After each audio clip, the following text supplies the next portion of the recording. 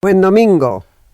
Hola, Pablo. Hola, Graciela, ¿cómo andás? Comenzaste con todo, bien, con energía. Con energía, porque, viste, si no, uno a esta hora medio desmaya después de tanto rabiar.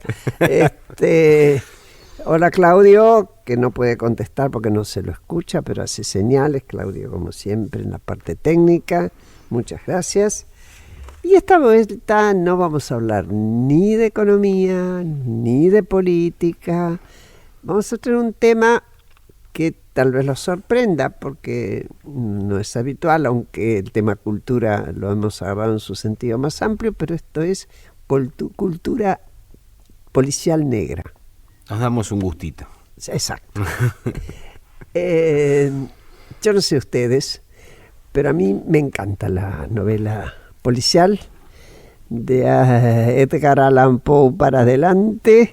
He leído Tupido y siempre estoy tratando de descubrir nuevos escritores que me gusten, incluso las novedades de estos comisarios que aparecen ahora en los países en una mezcla de novela policial y denuncia social de lo que pasa tanto en Italia, en Sicilia, como en Grecia. Hay un comisario griego que nos contó todo el proceso de la transformación económica de Grecia mientras desarrollaba sus novelas de policía.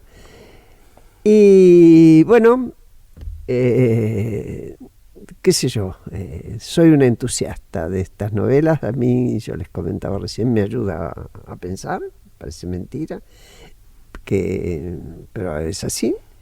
Y para eso invitamos a María Inés Krimer. María Inés es escritora y autora, entre otras novelas, de Sangre Kosher, Siliconas Express, Sangre Fashion y la última novela, Cupo. Y no sé si es cupo femenino o qué, ella ya nos va a contar por qué. Y Horacio Convertini es periodista y es escritor y autor de Los que duermen en el polvo, La soledad del mal, El último milagro, también entre otros libros. Ambos son exponentes del policial negro en la Argentina y ganaron varios premios internacionales. De todo esto nos van a contar. La mesa está abierta, ustedes nos preguntan, nosotros les preguntamos y ustedes se preguntan entre ustedes como quieran. Gracias, María Inés. Gracias, Horacio, por venir. ¿Te puedo dejar un avisito antes, Graciela? Sí, claro. A todos nuestros oyentes pueden comunicarse a nuestra cuenta de Twitter, @porqueprograma, o a nuestro mail, porqueprograma@gmail, y como todos los domingos nos acompaña Banco Santander. Elegí ser vos, elegí Women, sumate a Santander, el Banco de la Mujer. Muy bien. Bueno, Inés, Horacio. Bueno, muchas gracias por la invitación y acá estamos dispuestos a regar de sangre este programa. Ya veo, pura sangre, a ver. Bueno, a ver, ¿cómo empezamos, Marinés? Yo creo que una forma de empezar es marcar un poquito la división que hay dentro del género negro, si a vos te parece, Graciela. Dale. Vos nombraste a Poe. Sí. Hay como una coincidencia entre los académicos y los estudiosos, pila, entre ellos en marcar que Poe es, entre comillas, el inventor del género policial con Los crímenes de la calle Morgue. Sí. Bien, Los crímenes de la calle Morgue es un relato largo en donde aparece Auguste Dupin, ¿se pronuncia así? Dupin, que va a resolver un crimen horroroso en París. En París. Y lo resuelve con la inteligencia. Él conecta una serie de cosas. La resolución es media extraña, ¿no? Al final no vamos a develar el enigma, pero bueno, lo que hace es resolver eso. Entonces, ¿cómo lo resuelve? Lo resuelve con la inteligencia. ¿Cuál es el contexto en que lo escribió Poe? Poe publica este relato en 1841. Y es el momento en donde la inteligencia está avanzando sobre la humanidad, ¿no? Han inventado... Es una de las globalizaciones. La primera globalización, en realidad, o una de las primeras. No hablemos de primera, no te cuento Colón, el lío que armó con la globalización. Es cierto. Pero digamos, una de las globalizaciones. Tenemos la máquina a vapor, tenemos los telares mecánicos, tenemos el ferrocarril, tenemos un montón de cosas y comienza la química o se desarrolla y la inteligencia lo puede todo. Si puede hacer andar una máquina de hierro, ¿no? Y hacerla andar y llegar de un lado a otro de un país, se puede cualquier cosa. Entonces, así es. ahí tenemos. Y después vamos a tener a principios de los 20 el comienzo del negro americano, sí, ¿no? Que algunos lo ubican o simultáneamente con un relato de Hemingway y los asesinos, sí, o con Cosecha Roja de Hammett, ¿no? Que en donde ahí la inteligencia no aparece, ahí aparece la violencia, aparecen los balazos, aparece la suciedad, otra historia. La mugre. ¿Y qué ha pasado entre medio? Bueno, la ilusión positivista se terminó. Lo que pasó en el medio fue la Primera Guerra Mundial, sí, que barrió con todas las certezas que tenía el final, el orgulloso final del siglo XIX, que dejó no sé si 10 o 20 millones de muertos. Y entonces, viejo, acá, la ilusión industrial condujo a otras cosas. Bueno, la inteligencia también se puede utilizar para el mal. Por lo pronto los químicos tiraban gases venenosos en las trincheras. Con lo cual aparece, como dirá Chandler de Hammett, ¿no? El crimen sale del jarrón veneciano y lo tira a los callejones de las grandes ciudades, que es donde ocurre finalmente. Claro, ¿no? con los detectives famosos y demás. Inés, ¿a vos qué te inspiró? Me parece muy interesante este paso que hizo Horacio del policial deductivo al género negro, porque pienso que hay 2 o 3 aspectos donde uno ve con mucha claridad cómo fue este paso. Uno es la figura del detective, sí, porque el detective en el policial clásico desde Poe es una especie de señor burgués o de la alta burguesía que no tiene mayores problemas económicos, entonces se dedica por lo general con un acompañante, quien le hace un poco de alter ego, a desentrañar crímenes que directamente afectan el equilibrio de la burguesía en ese momento, y lo único que hay que hacer es restaurar ese orden, claro, dañado. El otro es el tema del dinero. En general, el detective no tiene mayores problemas de dinero en el policial clásico porque le vinieron de herencia o tiene una posición en la sociedad donde el dinero no representa un grave problema. Por el contrario, en el género negro, ya en Chandler vemos que el detective gana, creo, tantos dólares diarios, tiene un salario. Entonces eso marca una diferencia fundamental. Pero lo que a mí más me impacta, y por lo que yo creo que me metí en el género y me empecé como a sentir que podía ahí tener un espacio para pensar en mi condición de mujer, fue justamente en la figura femenina. En el género inaugurado por Poe, en general las mujeres son una especie de tontas, sí, o donde viene el detective a desentrañar qué pasó con ellas. Si pensamos en los crímenes de la calle Morgue, bueno, no vamos a espoliar, aunque es un cuento muy conocido, pero a 2 señoras las víctimas son mujeres. Claro, las víctimas son mujeres. Lo mismo en el asesinato de Marie Rogêt y en La dama de la carta robada, que tiene que venir el hombre un poco a salvarle las papas, ¿no? Sí. Entonces, pero por el contrario, cuando pasamos al género negro propiamente dicho, inaugurado, como dijo acá Horacio, por Hammett, por Chandler, resulta que las mujeres pasan de víctimas a asesinas. En todas las novelas de Chandler, las asesinas son mujeres, en las 7 novelas. Ya estás dando la pista para el primero que lea. Sí, lo lamento, pero el feminismo me puede. Entonces, a fuerza de estas comprobaciones, me pareció que había un espacio muy interesante para trabajar la figura de la mujer desde un lugar más novedoso, más interesante, más rico de posibilidades. Y bueno, ese fue un poco el motivo por que me entusiasmé con el género. Claro. ¿Qué les gustaba leer a ustedes de chicos? ¿Entraron en contacto con el policial o entraban por otro? Yo leía lo que podía, lo que me llegaba a mis manos. Es decir, de niño, en mi casa, mis viejos, que eran gente que no eran gente así muy instruida, pero tenían esa cosa de que los libros hacen bien, casi terapéutica de los libros. Sí. Desde chico ya me traían un montón de libros sin saber muy bien qué me traían. Me traían cosas raras, cosas que no tienen relación una cosa con otra. Desde una biografía de Toro Sentado hasta Colmillo Blanco o Corazón, del mundo de Amici, ¿no? Era medio ir a la... Corazón te rompía el alma. Sí. Sí, yo me acuerdo que me traían unas versiones ilustradas grandes de la editorial Sigmar, que eran preciosas y eran más fáciles que leer que el libro tradicional. Claro. Y después fui agarrando lo que por ahí veía que mi hermana, que era un poco más grande, 3 años y medio más grande que yo, bueno, por ahí agarraba, pues ella ya era adolescente. Solía leer policiales de medio mainstream que salían ya a los 14, 15 años en la colección Grandes Escritores de MC.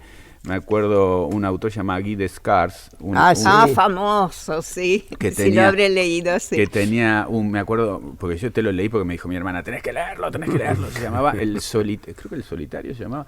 Bueno, no me acuerdo bien si se llamaba El Solitario, pero era la historia de un tipo ciego, sordo y mudo que en un barco lo acusan de matar a su esposa. Entonces aparece un abogado y resuelve desde luego el caso. Bueno, entonces ese tipo de cosas, o novelas como que se llamaban Whisky, Naranjo, Crimen. Me acuerdo el título, no me acuerdo ni de qué va.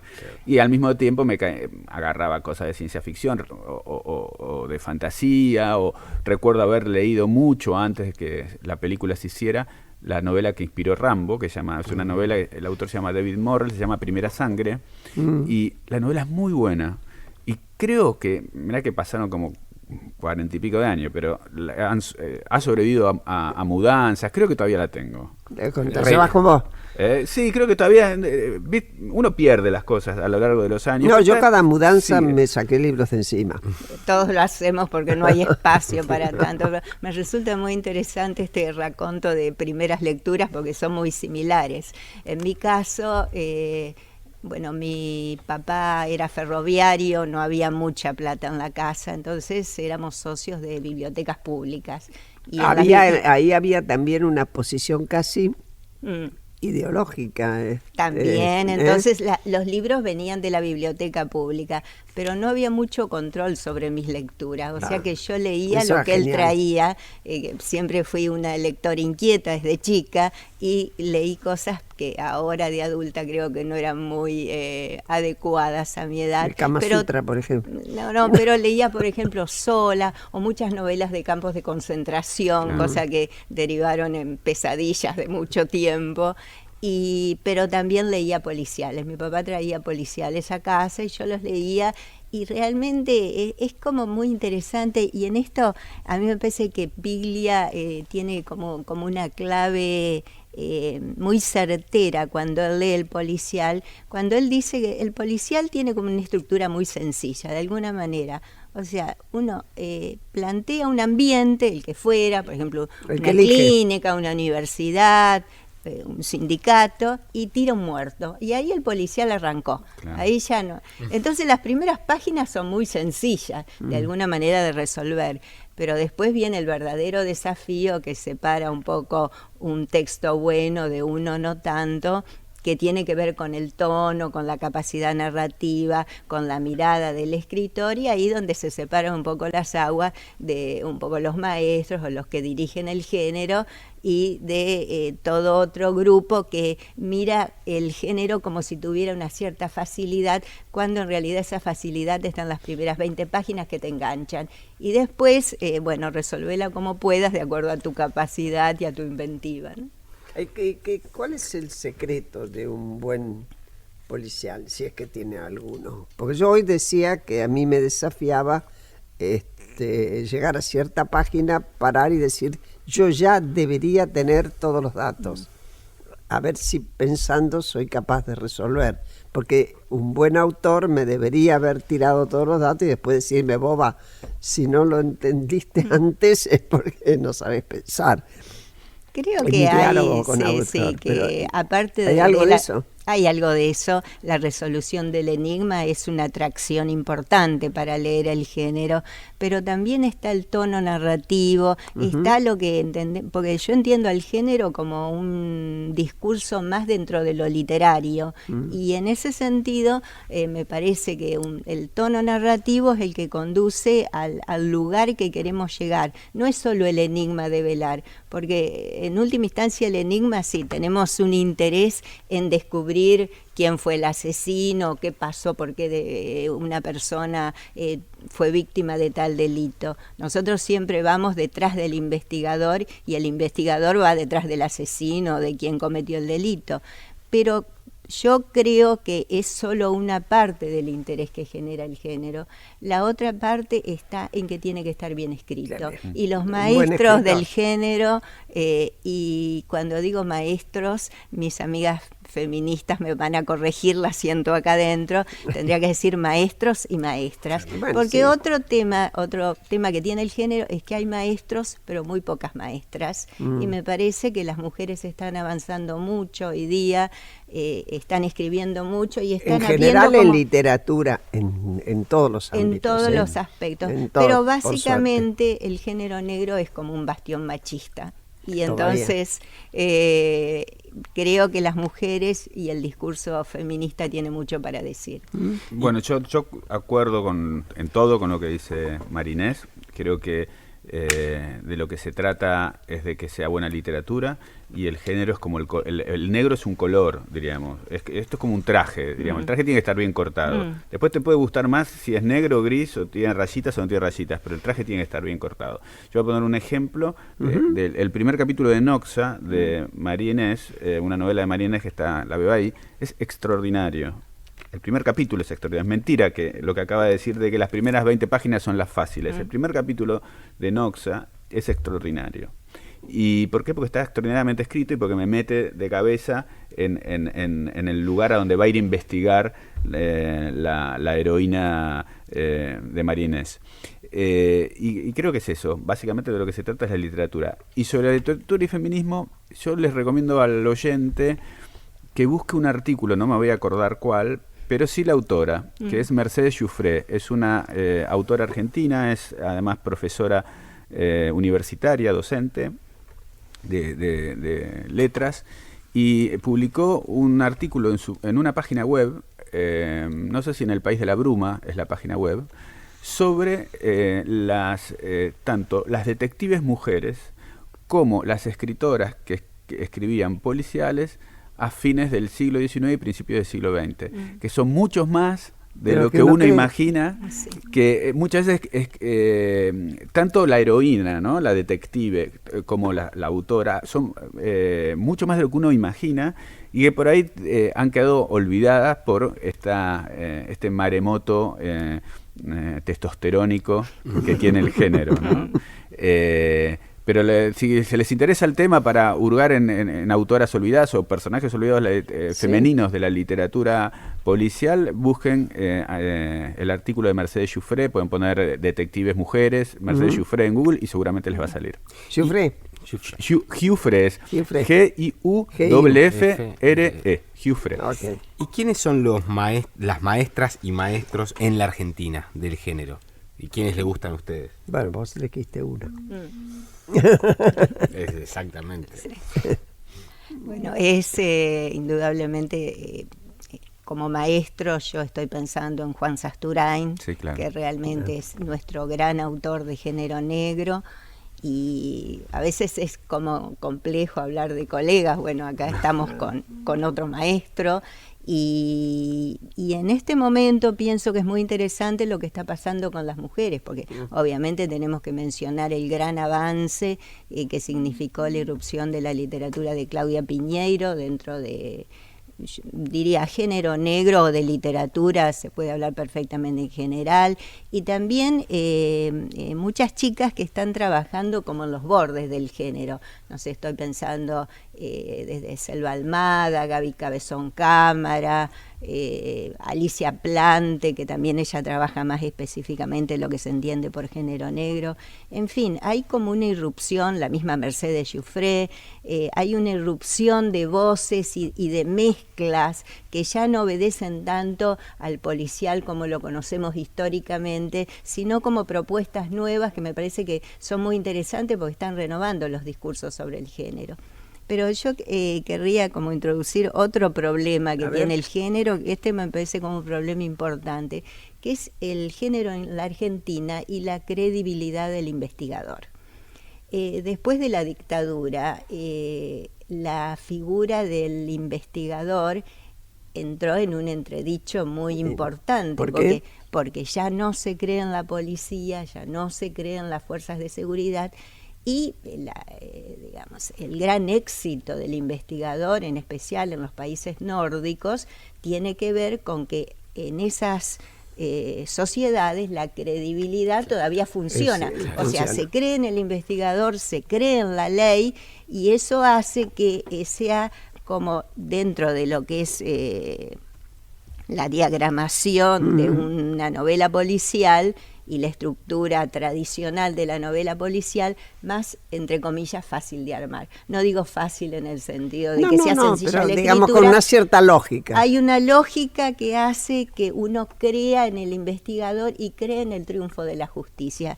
Eso no pasa en la Argentina. Acá, a lo sumo, lo que podemos aspirar es a conocer la verdad, pero que no se haga justicia. Por eso, en general, bueno, Horacio tiene, digamos, sus personajes, por ejemplo, anclado en un barrio. Buscamos otros personajes vinculados con el periodismo, pero no con la idea del detective que pertenezca o a la policía o a las fuerzas de seguridad, porque no resultan verosímiles. Es muy interesante esto, lo que plantea María Inés, porque bueno, hay un escritor argentino que se llama Carlos Gamerro, que planteó un decálogo de cómo debe ser la literatura policial argentina, ¿no?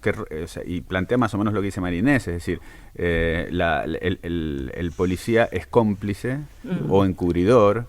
El juez no va a llegar nunca a la verdad, y la búsqueda de la verdad, que es lo que busca en general una novela negra, una novela policial, tiene que llegar por alguien que no está vinculado a las estructuras del Estado, sino que estar fuera. Entonces puede ser un periodista, puede ser un familiar, y lo que se espera por ahí no es justicia, sino al menos el conocimiento, el develamiento de la verdad. Es decir, probablemente no va a pagar el autor del crimen, sino lo máximo que podemos aspirar en la literatura policial argentina es a conocer qué pasó. Muy interesante. ¿No? Es muy interesante. Ahora seguimos enseguida.